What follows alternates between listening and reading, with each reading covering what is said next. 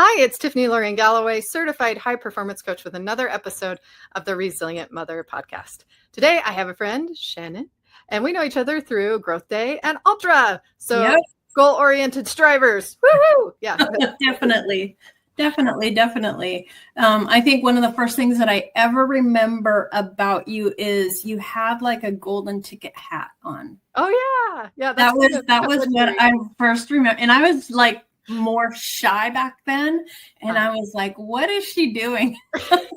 Wearing this hat and jumping around up front and stuff, because I hadn't gotten that far yet. I wasn't that comfortable enough to do anything like that. So that's my first introduction to like observing you anyway. And then later on we ended up chatting. How fun is that? Yeah. I love that community. I just feel at home in myself, and I'm allowed to be that way. I just kind of came in that way, and then they like welcomed it, and I'm like, sweet, I found my people. So, and the story behind the golden hat was Brendon Burchard's golden ticket. I read that, and it really impacted me because of a struggle my daughter was having. So I still have the hat. Yeah. It's sitting on my bookshelf over here next to my book that Brendon signed now, and my other books that some of the other Growth Day coaches and people have signed. They kind of have their special spot on my bookshelf, and just remind me of what's possible. Really, I think is the biggest thing. So yeah, that's so cool to hear the other side, because I never know. I'm just like, people will join me if they want to. They can think I'm crazy, but I'm going to go dance. I'm going to go enjoy and really live this moment to the fullest, because for me, it took so much to even get there as a single mom and everything, that like, I'm going to live this to the absolute max while I'm here. So, and I love this community, because I have so many from Ultra Growth Day that I'm willing to be on the podcast, that have groups that meet to help you hold each other accountable. Like, we just level each other up in a way that I think everyone could benefit from. And so thank you for being here, Shannon. Yeah. I want to say too, you talk about the leveling up. What is really cool about this community too, is it's leveling up without competition and without judgment. Oh yes, 100%. And I just gave myself chills. That just gave me myself, because it totally is true. They want to see you succeed, and you can see that in that community. Yeah, I wouldn't have my book published if I wouldn't have done Ultra. Oh yeah. Yeah. I don't think I'd be where I was today without having people who were willing to see the potential in me and the best in me, and believe in me, and not judge me at all for where I'm at the path, or if I'm 2 steps forward, 3 steps back. It's my journey. And we're just there to, the friendship, the kinship, the willingness to help is absolutely something I haven't seen anywhere else, that you can't find anywhere else at this point. Yeah. And so if you want that, reach out to either of us. We can tell you more about it. And the Growth Day app is something I still use. I'm using Brendon AI at least once a week right now, and some different things. And I now kind of want to buy it for my kids and for some other people. I want other people in on these tools that I have that work, and they have the scientific backing on them as well. This last year was really rough, and I'm really turning back into those things. I still use them during the tough time, but I'm kind of in a transformative state right now and ready to really gear back up, and I'll definitely be reaching out, and I have people I know I can reach out to. I have a community I can be a part of, and I have the tools, and I know that I can make it. So it helped mine and John's my husband, and it helped our relationship. It gave us like new lenses and new conversations to have. Yeah. And so it wasn't like we had a bad relationship before. It just gave us an additional depth on different conversations that we could have, and even support each other even more so. Oh, and we need that so much today in couples, because not everyone lives in their family anymore. It's not like this generational thing, especially in America. Kids can be scattered and all over the place. And so you really become dependent on your partner for so many things that community used to fulfill, that community doesn't fulfill anymore. So choosing your partner today is like more important than ever, but also understanding what it takes to make a relationship work, and being willing to communicate at deeper levels and be on the same page with goals or aspirations, or is it Brene Brown talks about the 100%. where like it's 100% that like when one person's down, the other person's up, or when I've got this much, can you make up the rest kind of thing? Like realizing it's a team, it's a we kind of thing.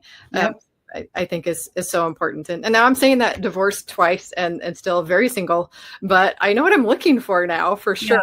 Yeah. And I learned from couples who've been together a long time, and I really admire them because it's not easy being married. It's not all bliss and happily ever after. And I get that. I get that it's work. But the more that people are willing to stick in there and do it, the more one they become. Yeah. And oneness in a couple is powerful. A oneness in a family, that is something that changes things. And I guess that's why the resilient mother and resilience is the thing that I gravitate towards. When I first was in this world in personal development, I was doing a hat a month with a different theme. And I was doing charity, I was doing hope, I was doing family, I was doing creativity. I still have all the hats. And then I hit resilience, and I just never put a different hat back. Wow. And I'll try to have those. I have ambitious from Boss Babe, so I have those few. But like the resilience thing's just stuck to me because if someone knew my whole life story, hardly anyone does. Hay House might, because I put in a book, but it didn't make it. But I put a lot of my story in there. It might have been too much. I've been knocked down and had to get back up so many times, but I've had to do it with God alone. Like he put people in place to a point, and he's given me special opportunities I can definitely see. But there's really been this whole reliance on him in some situations where I've had to learn that he's there for me in ways no one else could be, or that he sends angels or different things. And so when I talk about resilience, it's not this push through burnout kind of resilience. It's this ability to take what life throws at you and make something beautiful out of it. Yeah. And your circumstances, whatever they may be, and decide what you want to do with it. What do you know, I never planned on being a single parent, but I always planned on being a good one, you know, like those kind of things. So I understand you've been through a lot. You were sharing with me before we got on domestic violence. There's been a murder in your family. There's been a murder in mine. It's so shocking to me when I realized that's happened to other people, because I felt like that was so unique to my family. And it turns out murder is a little more common in some circles than I realized. And then you had a cancer battle, and you've become resilient through all of those things. And developed your own coaching that has a very beautiful story behind it. So can you tell us some of those things? Or where do start? Where do I, so part of the reason that I ended up getting into coaching was people would like even look at John and I and go, how in the world how do you go through all of this? And because one of the ones that I didn't share too, John was an active addict for 30 years. Wow. And by the time that he became sober, he was addicted to meth. And so it's so rare for somebody to be able to get off of that. And he's been clean now for 12 years. So we've had so many things happen to us over the years, and people will be like, how in the world are you so resilient? And we actually went, I don't know. I don't know how we're doing it. We're just doing it. Like, what do you mean? So that kind of started us, you know, it was through the cancer journey and stuff that when I got through that we started going, how did we do that? When I was with the cancer journey, I was corporate. I worked for the Boeing company. I'd been there for many, many years, and then received the diagnosis of cancer. And I don't own it. I never own it. So you'll never hear me say it's the cancer journey. And so received the diagnosis, and somehow I ended up on a newsletter that I had never signed up for. And I was like, okay, you know, those famous names and stuff, I was just going to follow in their footsteps and just do what I needed to do so that I could get through it, get my corporate hat put back on and move along, go forward. And somehow this newsletter ended up kind of catching my eyes. Like, how in the world did I get on this list when I had no reason to be searching cancer even. And so I started looking at it, because you're in like this daze, right? You're in a complete fog when you are going through this. So here I'm at work, and I'm just like, click, click, click going down. And it's like, this stands out. So I read it, I watched the videos and stuff like that. And I'm like, this is interesting. And so it was more of a holistic approach to addressing the cancer. Oh, interesting. So I took it to my husband and showed it to him. And he was like, let's do what let's follow that path and see what, instead of doing the traditional standard of care. And so I started doing some research, and I did end up finding a local doctor who, so I was able to use things like nutrition and detoxification and even emotional. One of the things that I learned is how much of an emotional disease that cancer is, and the connection. So I ended up doing an experimental treatment, and at one point, as far as we know, there's only been 3 people in the world that have done this. And I didn't tolerate it well at all. So I actually only got 1 treatment. But he had me doing all of these other, like I said, the detoxification, the nutrition, the supplements.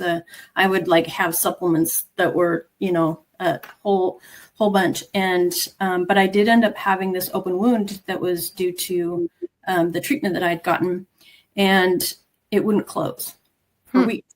It was this open wound that wouldn't close and wouldn't close and wouldn't close and wouldn't close.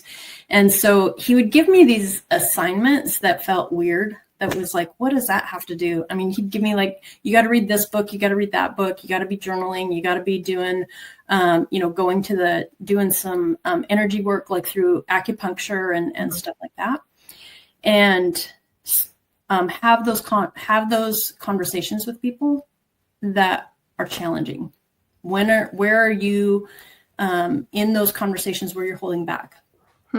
Where you're protecting you're not being your true self with that person. You're not saying saying really, really what you want to be saying. So my sister-in-law was one of those people that absolutely loved. I adored, those little cartoons from way back when, where the little girl has the cat. And it's like, I love you, I love you, I love you, I love you. And you're squeezing him so hard that the cat is like, just get the heck away from me. And so that's kind of the way that I was with the sister-in-law, because I loved her so much. I didn't know how to really have a good, healthy relationship. But she loved me too. It wasn't like she was really, really pushing me away, but just automatically, it was like I would be crushed if we made plans together and she canceled on me.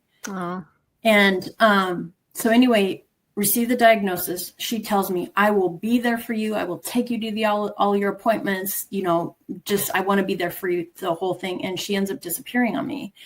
And so I'm doing all this personal work. I didn't judge her. I wasn't, it wasn't like that at all. This was my journey. So it wasn't like I was angry or anything, but we end up meeting up after, and here I've got this wound, that won't close. And I tell her, I'm like, I miss you.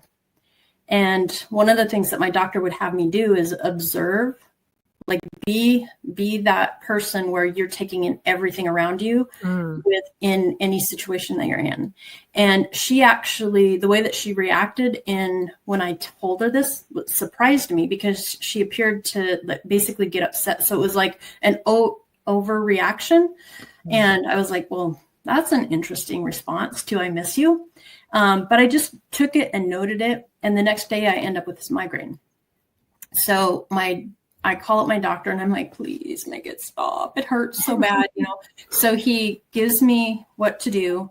I end up the following day going in and visiting with him because the pain was gone, but the pressure was still there.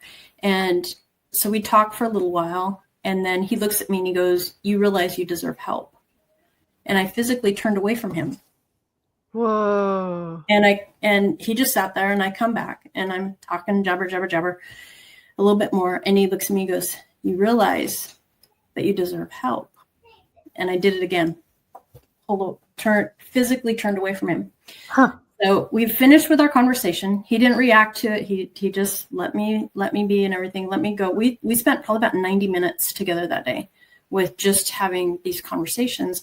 So the next day I go in for this physical exam, and I'd been documenting this wound with photos because it was an experimental thing and all this kind of stuff. So 8:00 that morning, I had taken a picture, and I'd actually forgotten to put the medicine on it before I went in, but I had to go in for an exam anyway. So I go in, and he was from another country, so he had a really strong accent. He comes walking into the room, and he is like, blah, blah, blah, and I'm like, what are you trying to say? I couldn't hear it. I couldn't really understand him over the accent. And his nurse goes, deserving. Do you get deserving? And I'm like, yeah, whatever. And so finish the exam, go into his office, and he goes, your demeanor completely changed when I asked you that question about deserving. Wow. He said, you believe that you deserve to be sick. Oh. You believe that you deserve to have cancer. And I was sitting on that chair, and I felt it through my whole entire body. I felt this shift, like my subconscious had shifted.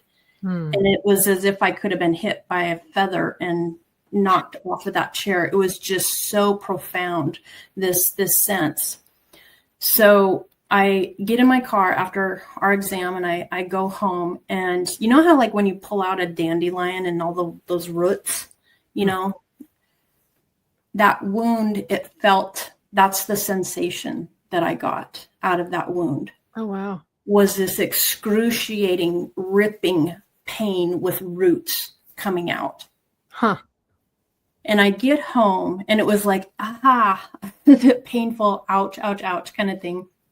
But I get home and I'd never experienced any pain like that before. Yes, this had been painful, but this was different. It was a different feel to it. But I get home, and I go to rebandage it, and that wound shrunk by half in 6 hours. Wow.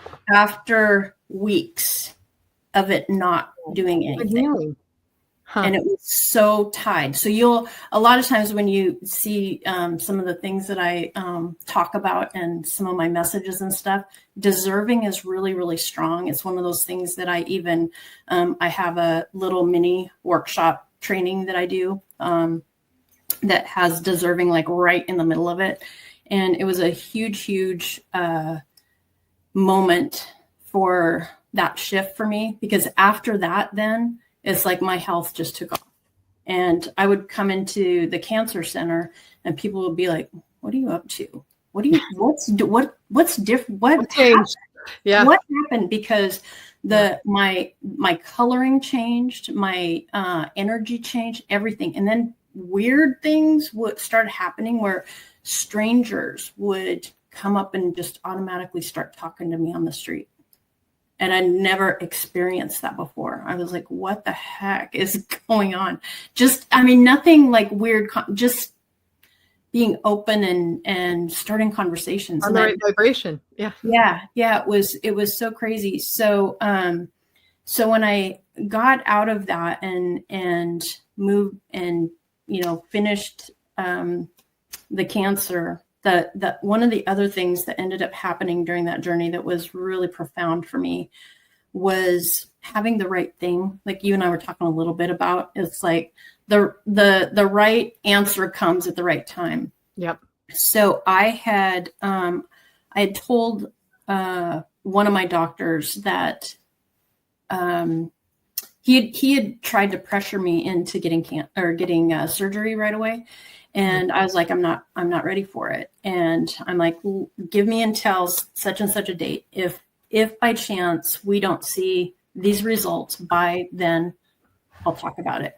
So by the time that date came, I went into the radiologist, and the radiologist did the ultrasound, and he's like, will you please talk to a surgeon? And I said, yep, I will. Because before I'd gone in like every few months, and he's like, talk to a surgeon.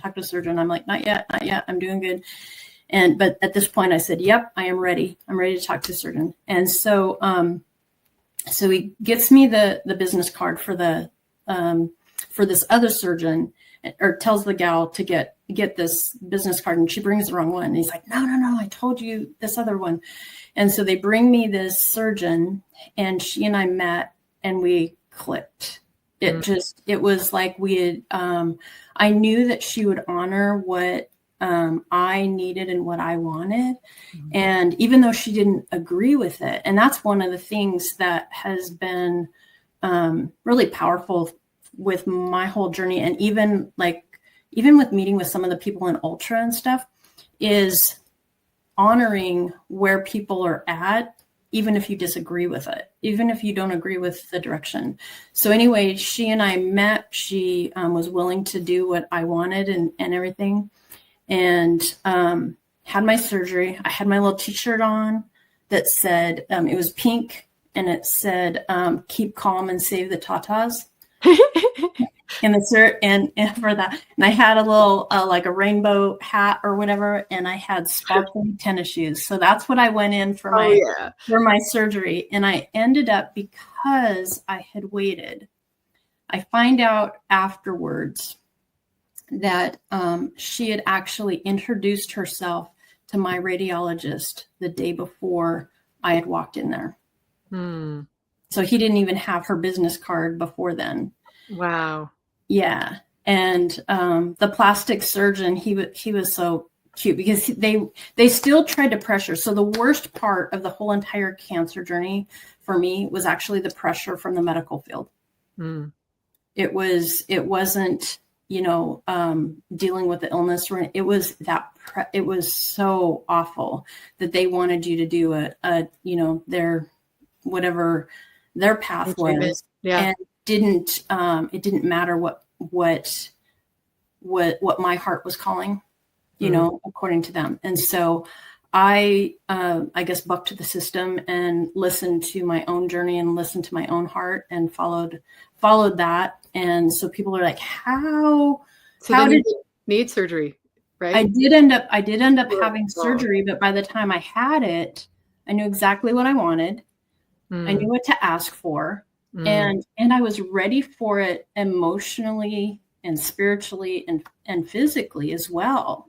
And so, so coming out of it, it was, it just felt so smooth. If that, I didn't end up with the trauma of, excuse me, the trauma of really, what am I losing? The pressure that back then, what initially when I first went on, they wanted to do a double mastectomy and stuff. And I wasn't comfortable with that. Yeah. And I've seen so many women that have been forced into this, and then they end up with this emotional trauma, that they experience because of what they've lost. I'll need to edit this. I'm going to go like this so I know where to find it. So I had a cancer scare, and I'm going to say scare because after I put the pieces together, it wasn't a legit cancer diagnosis. And they wanted to do a hysterectomy. And that was, and it was like, they told me that right away. It wasn't just like, hey, you have cancer. This is what we want to do about it. I'm like, I don't, what? Whoa. Yeah. I remember another time I went into an appointment and another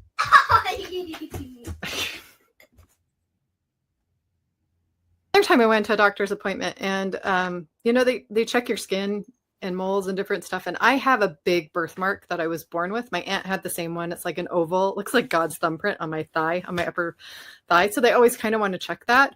And before I knew it, this other mole that I had looked suspicious. It was star-like, red alert, cancer, whatever.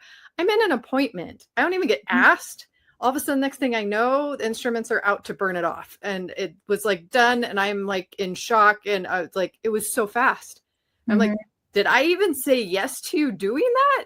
Right. I don't remember even consenting, I guess, because I signed something you're allowed to. But like, it was not cool. And then I was mad because They did it during the summer months. So then it was exposed and harder to take care of, where if we had waited and maybe done it in the winter months, then I could have kept it covered. It would have been easier to maintain it.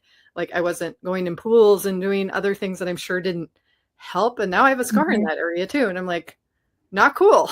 Yeah. You know, but I love your story that you overcame it all though. And you found a way to find yourself resiliently. And when you showed up for yourself that way, how things began to flow. I feel like that's kind of the story of resilience, is coming back to that flow state again, coming back to center again, and just finding faster ways to do it no matter what comes at you. But it's also kind of that refiner's fire too, of like making you more empathetic, making you go deeper on your relationship with yourself or with a spouse or with your body or with trauma, or because we have to work through those things. And I think this generation is more aware of it than others, because I think we're also carrying a lot of generational trauma.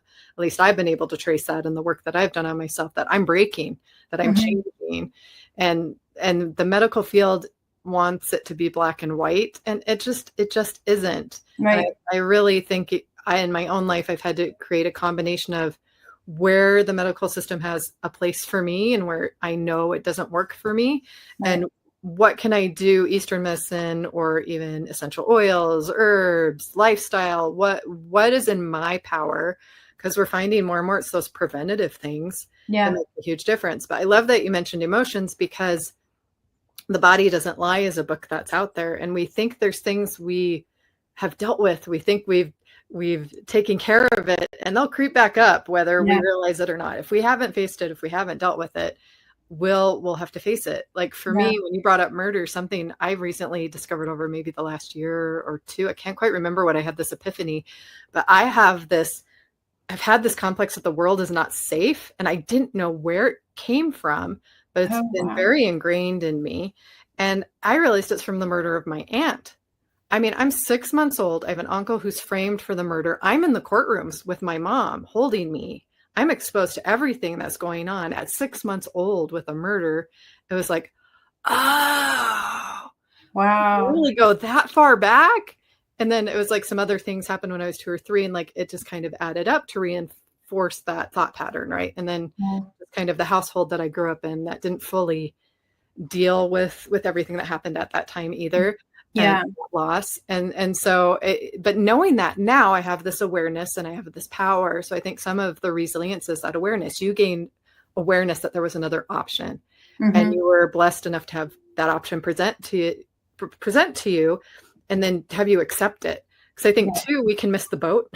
Like miss a boat, and it can be, and we'd be like, "Where's my boat? I sent you 3 boats." Like, what was that? You know what I'm talking about? You're on the island. He waits for God to save him. 3 boats go by, and he's like, "God, why didn't you show up? I sent you 3 boats." So like, I think there's kind of that too that we have to be careful of coming out of the